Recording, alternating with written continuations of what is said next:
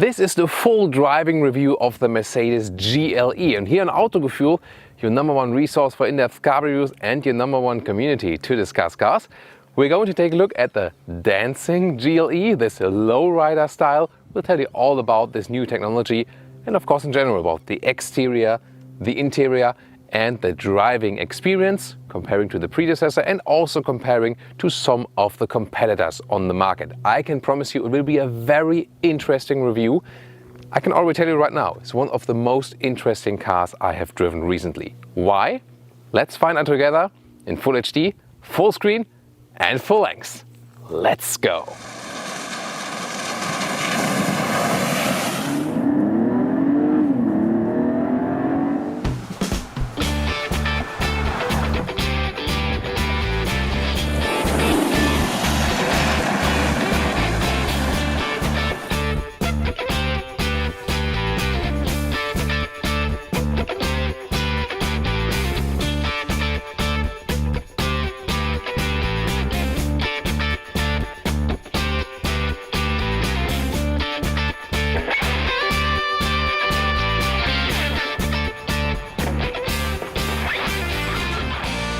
So welcome here today to Texas. It's very fitting for this vehicle for sure. And well, it's built not here in Texas, but in Tuscaloosa, Alabama, together with the GLS. That will also be basically the same vehicle, just a little bit longer than for the third seating row to have a little bit more room for that then. Well, in the front you can see this is the standard grille with this dual fin design. You can also get the AMG line exterior. Then you will have this dot structure. You can see that, for example, also with our car we had at the Paris Motor Show. Then it starts with LED headlamps. This one here is the multi-beam LED, so for 650 meters of high beam range. And two, let's say, C signatures for the daytime running light. This is same as for the E-Class sedan. Here also signalizes the E in the GLE. The color here is hyacinth red. But we also have some other colors for you, for example, this obsidian black. And there are some other colors which sometimes look also very dark, but have a color tone in it. For example, this emerald green. It looks a little bit brighter in bright light then as well. Same, we also have two blue tones here already to show you. The one is cabin side blue, but also a brilliant blue. That would come close to a Thomas blue, which I really would prefer. But also a Designo diamond white bright also does fit to the car. We also had that in a static Paris Motor Show episode. But of course our red car here today is also really attractive as it is a rather bright color. Or what about rather a silver or more gray style? Which one would you pick? The length is 4,92 meters or 16'1". That is about 10 centimeters longer than the predecessor, or 8 centimeters longer in the wheelbase. Let's see how that one plays out for the interior. You can see you can either get those crossover wheeled arches, standard one, or if you go for the AMG line exterior pack. By the way, interior and exterior AMG, you can pick that freely, it's not connected. Then with the AMG, it is in vehicle color. 18 to 22 inch rims. Those ones here are 21 inch rims. So almost the biggest ones, and they look surely massive already. Then this side step, you do not have to get it. It looks also pretty cool for getting in and out. You can argue for and against it, I think. Then what is really significant, there's nothing special here in the side profile. It's pretty much upright. That's good for the visibility. This C-pillar here has this typical GLE, or before that the M-Class shape. They stick to that, and this gives the car also a pretty unique design feeling. And suspension-wise, this is the most interesting aspect about this car probably. It starts with a base suspension, base steel suspension. Then you can pop up the air suspension, the normal air suspension, and then based on that, there's the new e-active body control. Then you have the air suspension plus a hydro pneumatic system, and they can also move one individual wheel. It's pretty interesting to see that then from the exterior. Also interesting to experience it from the interior. And this enables a lot of different functions. For example, a curve function that it leans inside the corner, But also, that is also pretty cool to see, when you're, for example, off-road, then the car starts hopping a little bit. When you're, for example, in loose sand, and then you start driving, and the car can basically get out of the loose sand by that. And if you activate a show program, that one is not available. The other ones we shown you before with the red car, that is all available. But then the white car now, this is a pure show program that is not available. They just programmed it, but you can see you can also use it as a low rider then, just for fun. Let me also show you different driving modes and stuff, and one of them is also off-road. Then the car is getting pumped higher, and then you can use those special functions. When you then use the suspension button, you get to the free driving assistant or to the individual wheel control. This is very interesting because then you can really, for example, put the car on the right all the way up and all the way down on the left. I hope you can also see that now from the inside on camera. You've seen it from the outside now pretty much. Now if we switch that around, here also left side to the other side again, it's really interesting, you know. And then, for example, if you lost some traction on one wheel and then want to put it down or up to face the next obstacle, well, I'm not sure who will actually do that in real time or in real life, but it's possible. Let's take it that way. Then the free driving assistant, this one is then how it, you know, shakes free basically, and then you can start and also drive slowly with it. And now the car is going like this. You can also maybe see it from the inside. It's really funny feeling. And then, for example, you can also get over. We have a sand barrier here now, where it was a little bit loose, and now we can also get over the sand barrier a little bit easier. And it also works when you're driving back. This is of course just a showcase here. This will make more sense when you are in a real dune situation also. In the rear, the car in a new generation looks a little bit sleeker due to those new tail lamps with the LED daytime running light signature. And I think you can really do that. Horizontal shape. By the way, Michigan number plate, because Mercedes has their importer organization for the US player. So that's pretty lucky for us because we don't need a front number plate, which always looks better then. Well, in the lower part, this is of course always a lot of discussion here at Autogefuehl with the fake exhaust. The real exhaust is underneath the car. Designers do that to have more design freedom in the rear. But a lot of the customers also want an honest design, so you can always argue pro and against that for sure. And by the way, you also can still get an off-road gear reduction if you want a really hard off-road use. If you then combine the off-road gear reduction with the e-active body control, that should make a very off-road capable car. I hope we'll also have a chance to do that at the later stage, to get it maybe in some hard off-road or sand situations, because there are already some competitions. People say, yeah, is it maybe even more off-road capable than a G-Class with all this technology inside? That will be clarified at the later stage.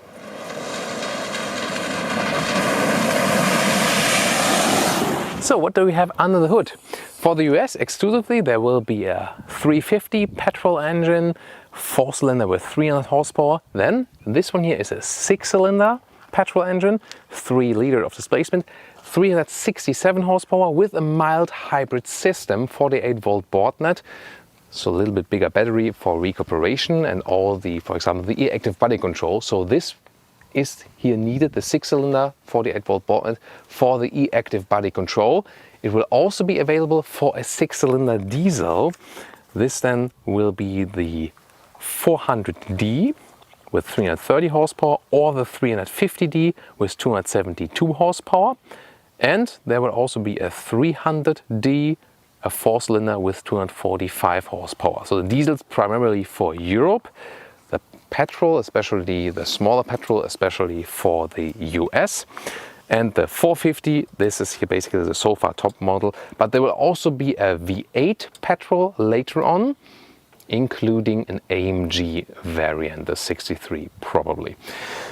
Interesting, by the way. Do you see this one here?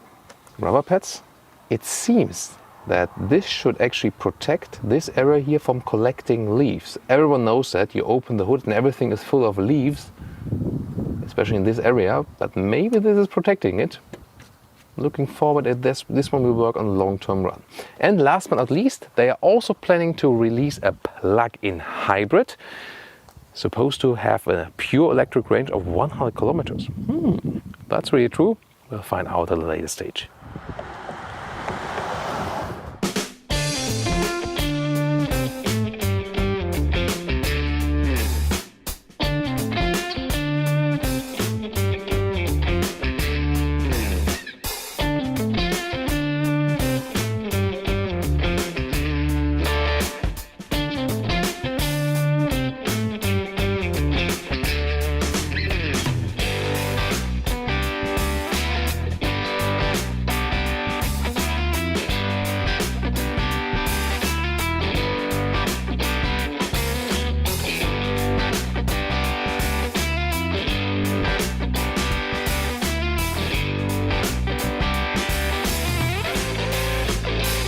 This is a nicely slim designed key. Of course, you have the keyless entry. You can close it, and also the mirror flips in, or put your hand on the inside, flips out, opens the vehicle. Option is also a soft close, like this. Just do it once more. Here we go. For all doors then. Then, inside of the doors, everything is very upright. It opens quite wide. Leatherette cover, good quality. Then a matte wood, really feels very well. You can adjust the seat right here. Then memory, three functions. Then seat heating, seat cooling, and from here, then if you press this one and use this, you can control the co-driver seat. Optional 3D Burmester sound system. Wow, what a sound! Soon more to that. Galvanized window levers, so top build quality. Inside of the doors, you have actually a lot of room also for putting bigger bottles. You open the trunk right there, also with the key, also with the foot kick opening mechanism is working too. Then if you look at this new interior, you can see this is a black panel, one black big panel, 2 times 12.3-inch screens. We will soon give you another perspective on that. The steering wheel has the adaptive cruise control on the steering now, so you can have also the electric controls here, and also the heated steering wheel function is hidden here just behind the steering wheel. You can only basically see it from here and not from the driver's perspective, just under the shifting column. Then those seats here, optional animal skin pack, but Mercedes is among the best next to Tesla to offer also animal friendly materials. So in Germany, for example, you start then with the fabric on the inside and the leatherette on the outside. Really cool, best also for the summer and winter temperatures, both. Then there's also in the AMG line interior is microfiber Dynamica on the inside and leatherette on the outside. This is available for almost all markets.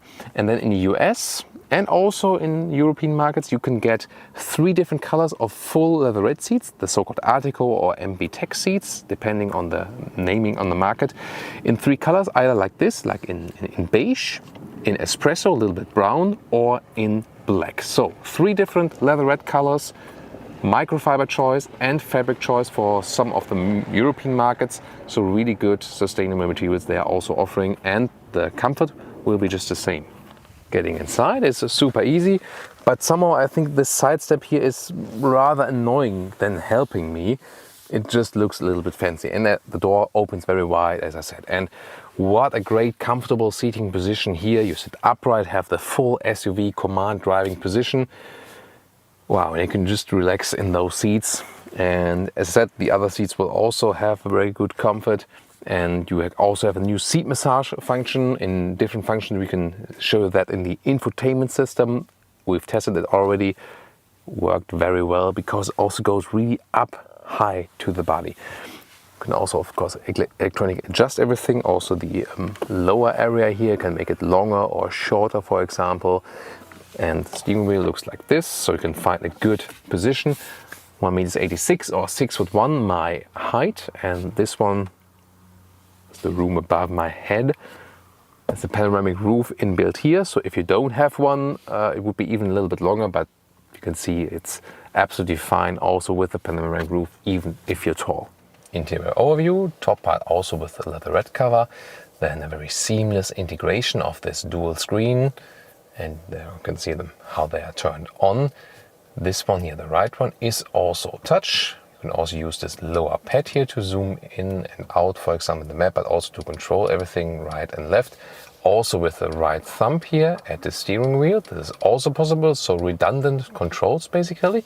And the left side, this is no touch, but you can use the left thumb then to control the functions, but also what is on the right side, for example, or on the left side. So a lot to do. You have to, you can spend a lot of time controlling everything. Most of the stuff you won't really use, but I'll show you what are the most important stuff to use. Then the matte wood element here. Those vents here, some like them, some don't. They are, of course, really huge as for the whole interior space. Still, you can control the temperature in a rather manual way. Nice clicking sound. That's good to just use that while driving, for example. Turn the car on. I can also show you then. Yes. Always so many warning sounds when you, for example, start the car not using seatbelt or whatever, or have the lights turned on and so on. So now the temperature is changing. Also with the voice control, for example, either activate it here at the steering wheel or say, "Hey Mercedes, how can I help you? Set temperature to 72 degrees. I'm setting the temperature to 72 degrees. Yeah, for example, like this, or also then drive me to Houston.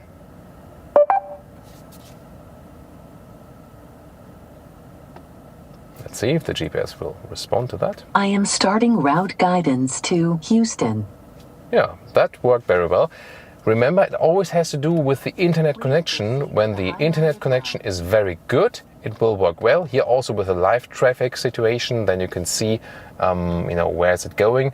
And this is pretty helpful for sure. So cool feature that you don't have to type everything in while driving. So in here you can see the traffic delay is 7 minutes at the moment. And then you can also see, like, if there's a route which is maybe marked red and you want to take something else or so, you can zoom in and out like this then, or also at the touchpad I've shown you earlier. So this is both possible, and this is how it looks like. It's really cool and it's helpful. And there's a special function with the augmented reality. So when you're approaching the next intersection, then you see it basically with the front view camera plus an augmented reality sign. That was really helpful. Cool to have that. It's a new feature, and I think here I learned to use it a little bit better now, and how it's really helpful then, especially in city traffic situations where you don't really know where you're going exactly. Here then, for example, also marked then where is the traffic situation. Other than that, with the infotainment system here in the main menu, you can, this is here, the comfort function is really cool with the different seat massage. Is for driver and co-driver, of course, it's an option, but they're really cool to help you relax for sure. Then what is also, well, it's a little bit complicated to reach the CarPlay. You have to go to smartphone then, and then you can get to the Android Auto or Apple CarPlay. And I can also show you that when I plug in the phone. So have it right here, and then I just need, well, in this case, because I got the normal Apple cable, but then I also need this adapter for the USB-C device. So, and then it's usually also coming quite quickly. Oh, there's Schmoozy. So now unlock. So here we go.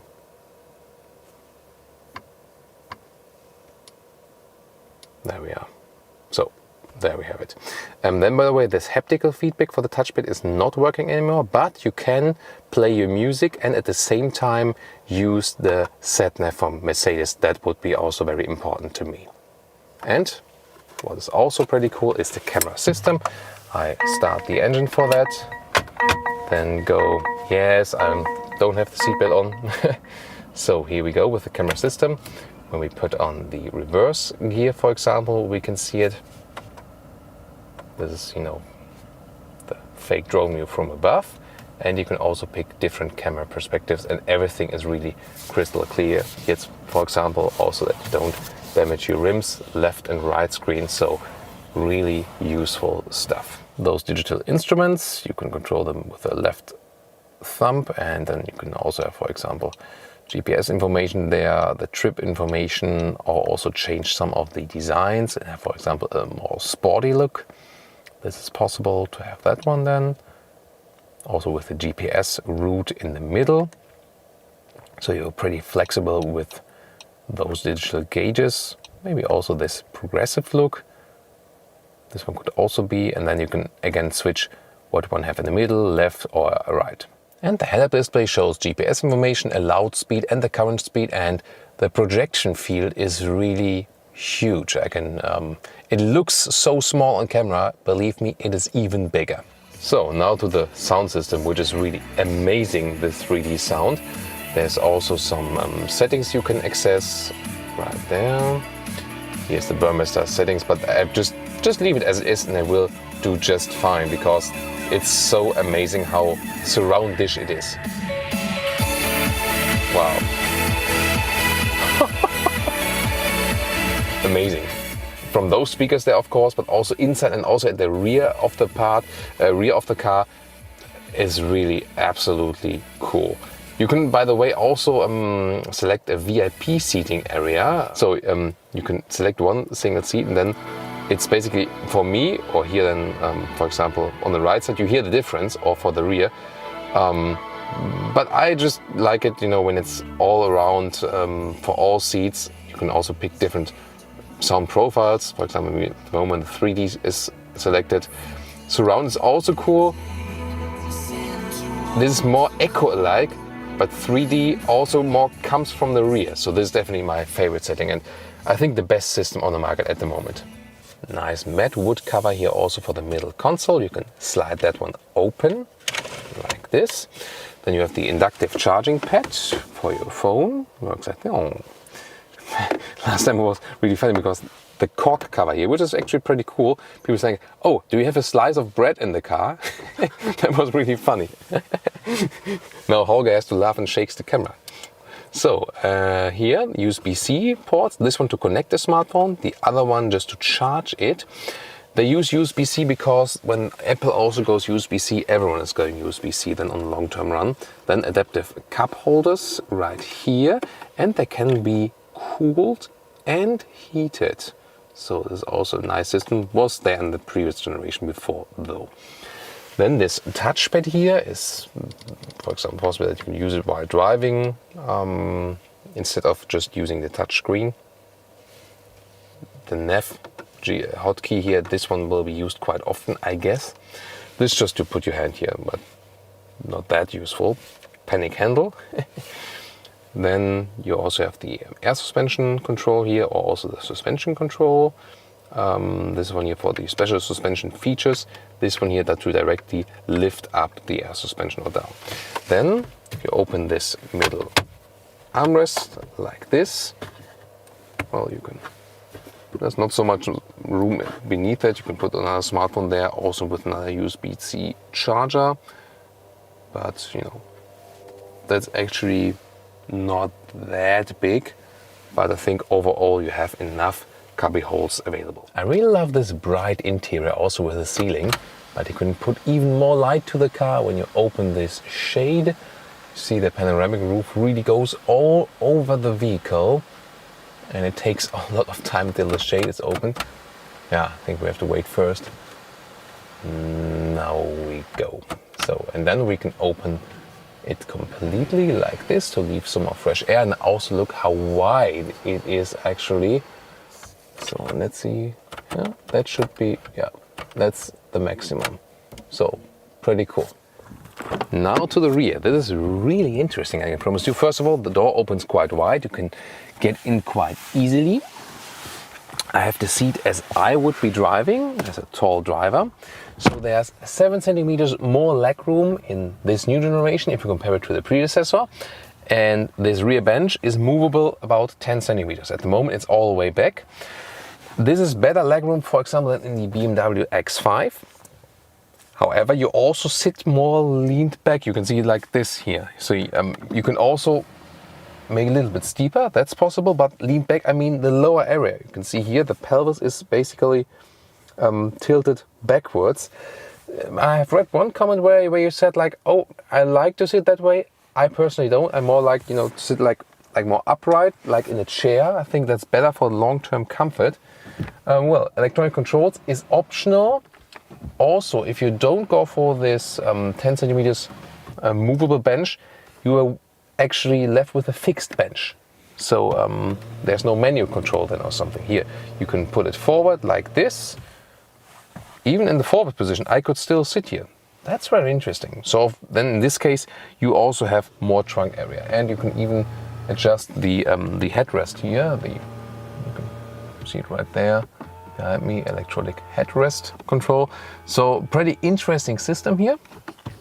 And you're also flexible, and well, it's basically like an executive seating. But then again, I don't like that that seating bench goes backward.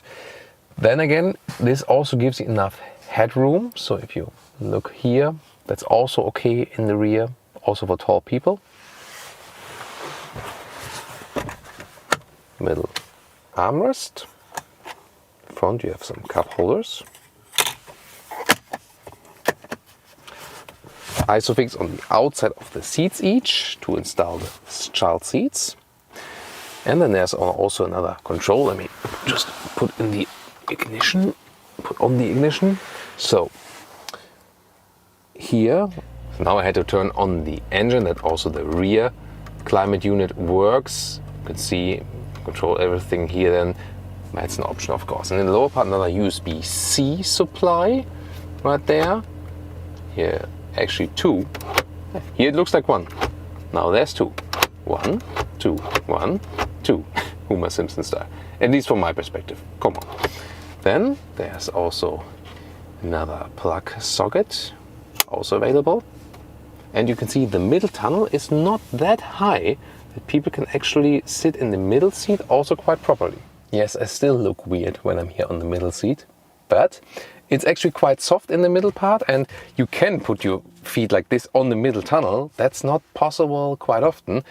Of course, if they are, you know, it's always possible like this most of the time, because people then will have their legs right here.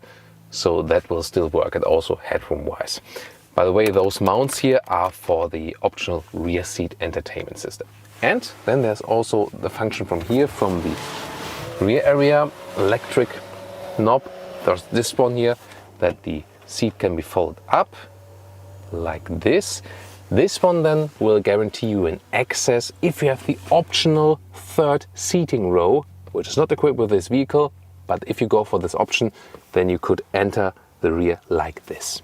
So let's open that hatch. So here we go. 825 liters is the standard setup, up to 2055 liters. And the standard length here is just a meter until the cover here. Very well in the build quality too. Then replacement tire. This cover here does not have any rails. The reason is that there's also the possible another seating row. So this is of course a little wobbly right here. Don't like it that much. Then some light right there. And let me just show you the width. This is just a little bit more than a meter. It's like a meter and 1 meters 10 is it in the width. So, and the height here until the cover, well, height until the cover is 46 centimeters, and then the height until the top part, this is about 80 centimeters. So on the right side you can see some small buttons, and with those buttons here I can electrically first of all lower the car with the air suspension for the loading process. That will be possible, and then I push it right here, and then the seat goes in the front. The co-driver seat also moves forward a little bit. The same is happening with those seats here. Unless you have the engine running, then this would not be working, basically to protect the driver, because when the engine running, it would think the car that the driver is still active somehow. So, and now, what do you have in length? This is just 2 meters now, this stick, so it's almost 2 meters then up to the front seat. And if you would use the middle part here to push through longer things, it's not only 2 meters, yeah, it's like to the very front console, it's 2 meters and 60, 2 meters 66, approximately like this. So those were all the numbers. If I put a backpack here inside, there you can also see the dimensions, so you can really very well use it. 45 liters more, by the way, than the predecessor. Of course, when you have the third seating row, then the trunk will approximately end just like here. So the third seating row, of course, makes more sense if you have a GLS than later on, which is basically, let's say, a long wheelbase GLE as in the current generations. It's a good room to load vegetables? Yes, you can load a lot of vegetables in here. I think especially pumpkins, since we're here in the US. And this is what equals the 2055 liters or 72 cubic feet in pumpkins.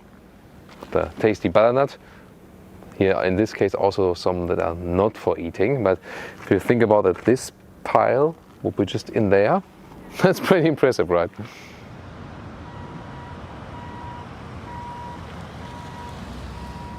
So what about city driving and highway driving in the GLE? So I start up and almost hear nothing, so it's really silent. And we just start right here.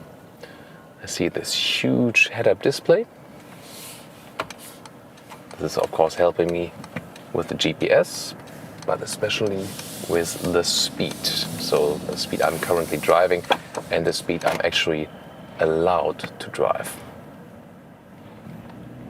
In 200 feet at the traffic light. This is interesting. So Now turn right. I had the sound still on for you, and there you can see this information now with the augmented reality. So I have this street name of the next intersection right there, and I also can see then, you know, what is it, you know, showing me that I have to turn right now In a quarter of a mile, keep in right. this street. So I have the acoustic commands, then I have this augmented reality right there, and I also have the information in the head-up display, and I could also have it here in the digital instruments. So there are then GPS commands wherever you like it, basically.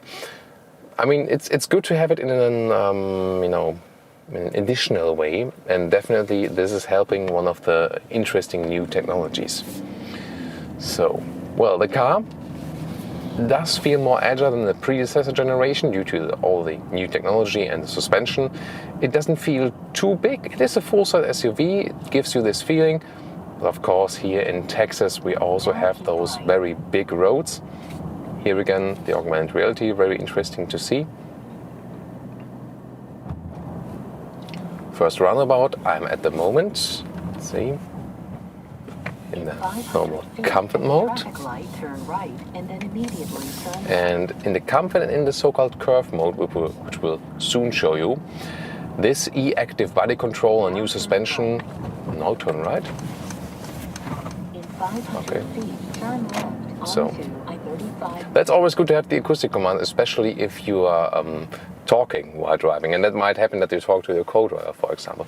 Also interesting to see the front camera then active, always really interesting. So you have to get used to this full pack of technology for sure. But this is then now really helpful. I think I have to go here on the interstate, yeah. So then we can drive also a little bit faster. And here with the comfort mode, the suspension is basically scanning the road ahead and then deciding what it's going to do. Also in this curve mode, not in the other modes. Oh, those trucks are going quite fast here. So, always a little bit confusing with those very zoomed in, so to say, mirrors in the US. I like them more in the EU, where we have a more realistic mirror image in the side mirror for sure. So this comfort setting here is definitely very comfortable. You know, we have the air suspension plus this hydro pneumatic suspension. So it really is like a flying carpet on the road.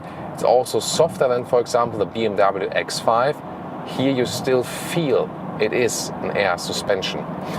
In the comfort mode, the steering is a little bit loose here in the small angles. That is, well, for example, better with the BMW X5 or with the Porsche Cayenne. So here I would like to have some more feeling in the very small angle areas. As soon as you steer a little bit more, then the feeling comes to you. But definitely you can also shake up the car a little bit. That's also speaking for the rather soft setup of the suspension. Now 60 miles an hour, so that's 100 kilometers. And we can also test the assistance systems. Full packed here this week, and I really have to get used to this huge head-up display. This is almost taking half of the road.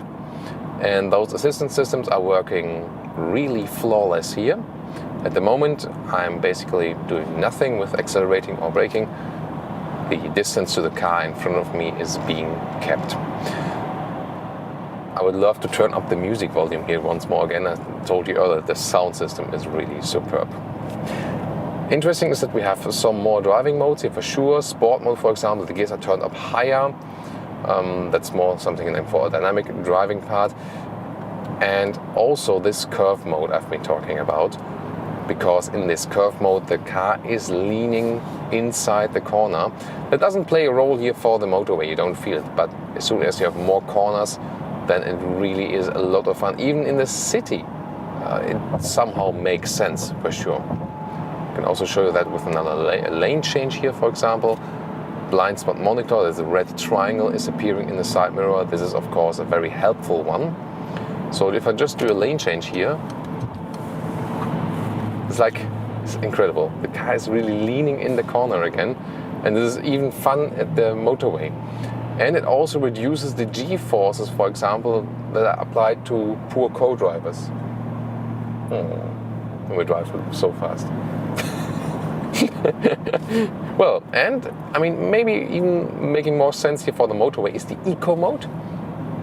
So there the throttle input is being reduced, the fuel economy should be better then, and we'll keep on driving just for a second to give you a low fuel consumption, which is possible when we're just more at steady speed. So I did some city driving now, and now some highway driving at steady speed.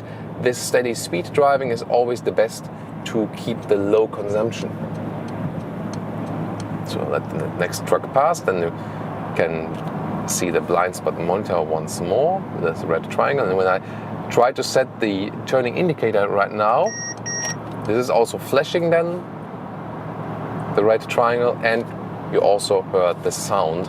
So the car is actively warning me.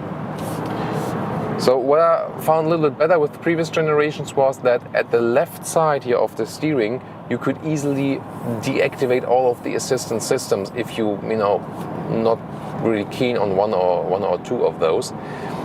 That's not possible here, so they have removed the buttons.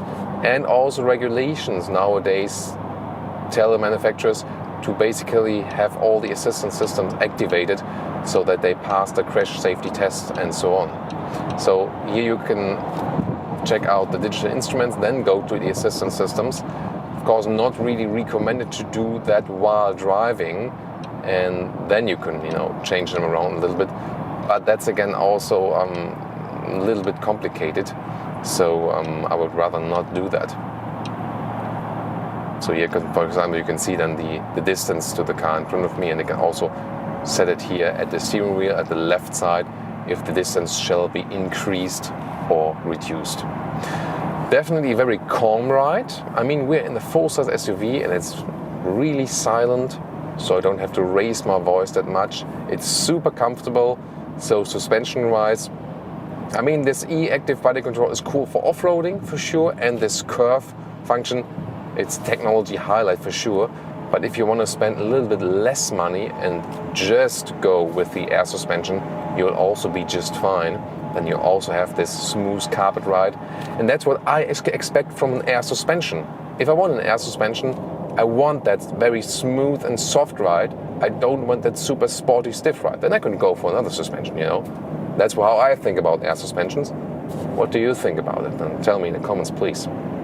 So this is really cool, and I have to say, when I go for the full-size SUV, I also want that comfortable ride. So I think this one is now my favorite ride as for the full-size comfortable SUVs. And seating is also upright and really just pleasant. And I could very well imagine just, even if it's quite boring now, just to go with 60 miles an hour and just straight. Yes, it's boring, but it's also super comfortable in this vehicle. So definitely among the best I've driven as for the comfort. What's Holger's verdict for today? Thumbs up for the car. He's not sleeping yet, but I think it's still more. Sometimes, when I'm also talking in an ASMR way, and we have a very comfortable car, and then I look around after 10 minutes like, but, oh, the car must be good. Don't believe him. Don't believe him. Yeah, okay. So you see, we are having fun. We are really relaxed. Although we also had long flight from Germany and stuff. That's of course always quite stressful then. But we really enjoy driving here in the US, of course, to deliver you the most early car reviews always. So this is definitely a super great performing highway vehicle, no doubt about that. So let's go back to this trip meter. And so after cruising now a little bit and have some city driving in the mix, we're now approaching about 23 mpg. That's about 10 liters on 100 kilometers and is okay considering the size of the vehicle. 6-cylinder here, 3 liter of displacement, 367 horsepower. With this EQ boost, or EQ power, so to say, so this is the mild hybrid system. Let me also give you some info about that. So when I'm, for example, accelerating really hard, then this is giving me some additional boost. However, when I'm, for example, now going down just a little bit, or when I apply the brakes, then you see it here, it says charge, and this digital instrument is then running full. So it's recuperating in this bigger battery, in this 48 volt board net bigger battery, which is, for example, used for this curve tilting system. So many technology highlights in this vehicle that they need this 48 volt board net to supply it everything. So because you need a lot of electric power for that, for sure. And it's also supposed to bring the consumption down just a little bit. But however, always when I tested those systems, they didn't have the biggest effect. Yes, you can have some recuperation. Then again, the weight is a little bit higher maybe. On paper, it brings down the consumption pretty much. But in reality, it doesn't have the biggest effect of all. So, but definitely already some very useful information here also from city and highway driving. Really cool. By the way, there's also this active steering system available. So it is basically keeping the car in lane, but you should not do that. You should always keep your hands on the steering wheel. So if I put my hands off the steering wheel, the car is also telling me, oh, don't do that. And then it is shutting off the system. So, but it's not really intrusive. That was also a problem in the X5. So when we were getting closer to the sides, it was like overreacting. Maybe we can induce that here now on purpose and also test that, if that is any better here. So let's just pretend I would be, tired a little bit and then getting off the lane here. That was quite okay. And interesting, by the way, that the X5 and especially BMW in general and also some other manufacturers, they are doing that with active steering. Here, interestingly, and we have experienced that with other Mercedes models, they do that with braking. So in this moment, for example, I was getting off to the right side, and then there was some torque adjustment with the brakes that the left wheels were a little bit slower, and then the car was, of course, turning to the left again. Very interesting. Especially in the C-Class, this system was Whoa. It's always scary when you're in a car and then the truck appears next to you that is even bigger than you. So, welcome to America. What the? Oh, I so would love to have like a McLaren or something now and do this, movie style, like going just under the truck, those movie scenes. That would be amazing, right? Was it from Bandit as well, I think? Bandit movie, yeah. Burt Reynolds. That was amazing. Yeah. But I think I can't do that with a GLE. That maybe we would have a GLE convertible after that. We don't want to have that. Well, Mercedes doesn't want to have that. I think GLE convertible would be pretty cool, wouldn't it? Yeah. So back to those, running off the lane and stuff. So in the C class, for example, and also in the A class, this system with getting off the route was super aggressive, and you were coming a little bit close to the lane, and then it's like was counter reacting with the braking maneuver. But here, obviously, did some more fine tuning, and this is really okay. You're being kept in the lane, but without being super surprised or the system being too aggressive. So good that they also have some development there in this case. Really like that. So I think those were the aspects here from the highway driving.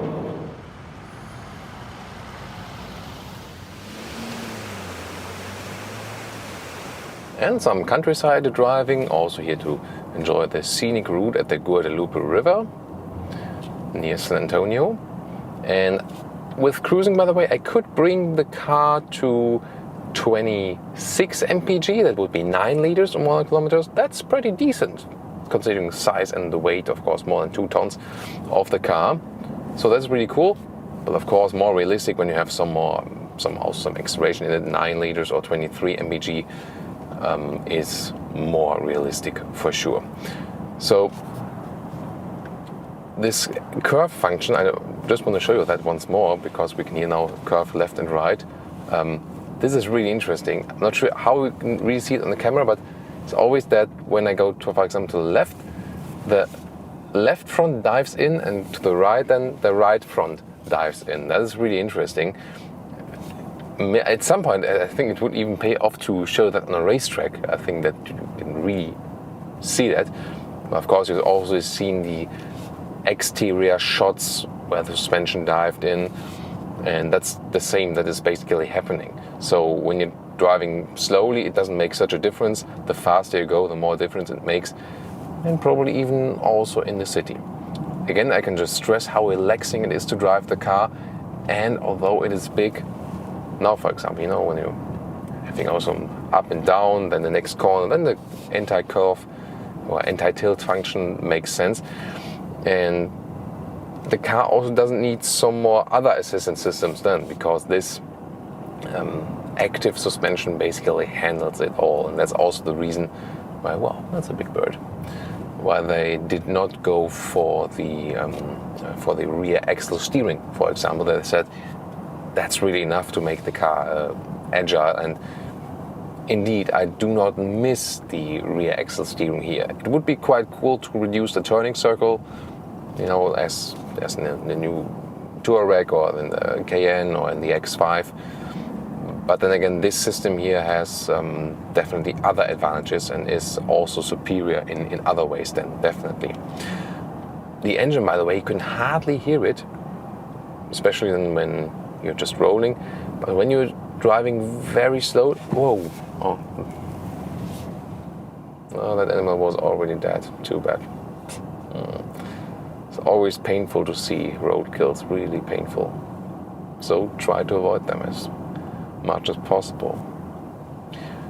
So when you're just very slightly on throttle, not sure if you can hear this, it's like this. You hear something going on the engine, but I think you just hear that because it's so silent in all other surroundings that you can hear those very, very minor sounds. Of course, if you go to the sport mode, then you hear more of the engine, or here, for example, in Sport Plus even, then you can hear something more, like gears are turned up higher as well. in the RPMs, but still it's very subtle. So they try really to keep a low noise volume. The sport mode is really more that you, for example, have a stiffer suspension, so I have a little stiffer steering now, and there's also more throttle input, and the suspension gives me more feedback. It does not dive into the corners now as with the curve mode, but it's stiffer in general. So you can argue then which is sportier. The curve mode definitely is somehow more fun because it's for sure just more special. Here, for example, now there's a corner. I go back to the curve mode. It works instantaneously. Car dives back in. That's pretty cool. Always nice to cross the river here again. So a very nice and scenic drive. The only thing that's too bad, when you're not driving in Germany, you cannot drive that fast. So the speed limits here are very strict. So you can't, in Germany, such a route like this here would be 60 miles speed limit, 100 kilometers. Here is the half, 30 miles. So, I mean, for sure better to keep people safe. That's pretty clear. So we'll of course at the later stage also do a German Autobahn test with this vehicle, where then it's also something more about the acceleration of the engine and also how it handles at higher speeds. But I think it's definitely good to have both, because especially our American viewers, they will more have situations like those, and also all the cruising features play a bigger role than all the performance features, for example. We're now approaching a red traffic light, and we can hopefully do some more acceleration, for example. Now I have, by the way, GPS all over the place really. I also have it in the middle of the digital instruments as well. So that's just for going left, but we want to go straight. Silence. You hear nothing from the exterior. It's really interesting. So let's go back to the Sport Plus mode again. And now we can drive 45, and I'll just drop back just a little bit in speed that we can really accelerate. I can also show you that. So now it's 45 in speed limit. We just passed this house. So, and now I'll just stop just a little bit and hammer the throttle from 0. Let's see.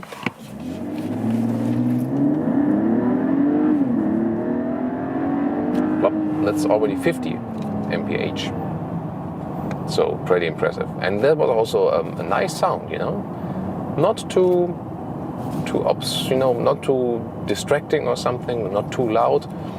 Really nice 6-cylinder sound. Of course, you have more performance than when you go for the V8 option later.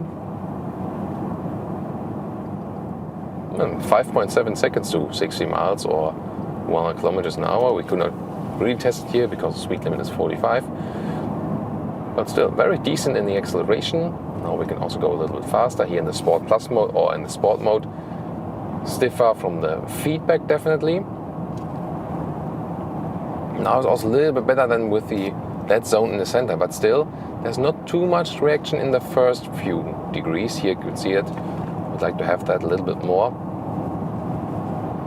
But still, even if you're in a Sport or Sport Plus mode, the suspension remains comfortable enough. Yes, it is stiffer, and when you're going over some potholes or something, you feel it more, but it still remains comfortable, suitable. Let's go back to the curve mode once more. Here now, when at higher speed, it has an even bigger effect, for sure. For example, let's get here now just to show you that. Or maybe just like do a U-turn here. It's really interesting how the suspension dives, and wow, it feels incredible. Really feels incredible. Turn right. Now turn right. Now stop sign. Really a lot of fun to drive the car, although it's a big and heavy car. We had this curve function in the S-Class Coupe a couple of years back, but it hasn't been implemented in that way in an SUV for sure. So what do you think?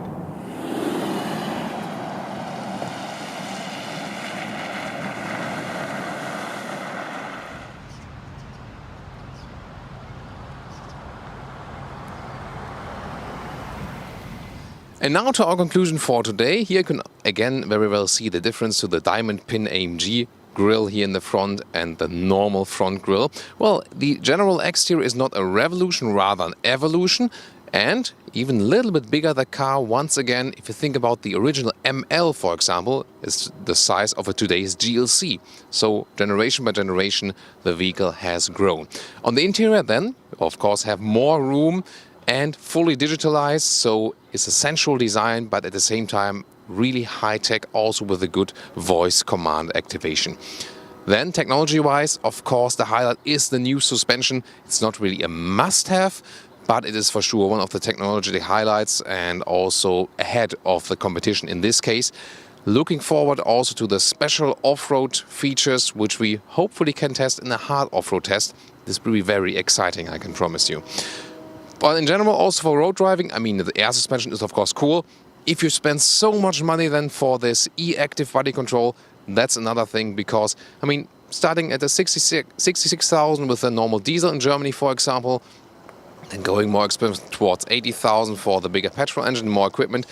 And as the cars are here today, of course, more than 100,000 euros or dollars. That's quite, again, very expensive, but the competition is not really cheaper.